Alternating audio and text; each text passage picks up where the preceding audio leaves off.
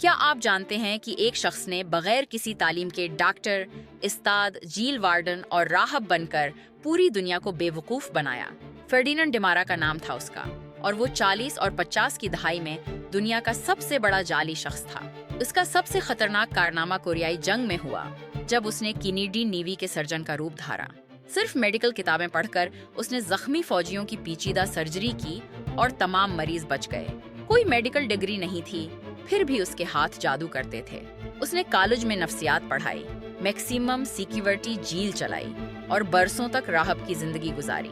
जब भी उसकी पोल खुलती, वो गायब हो जाता और नया किरदार बन जाता।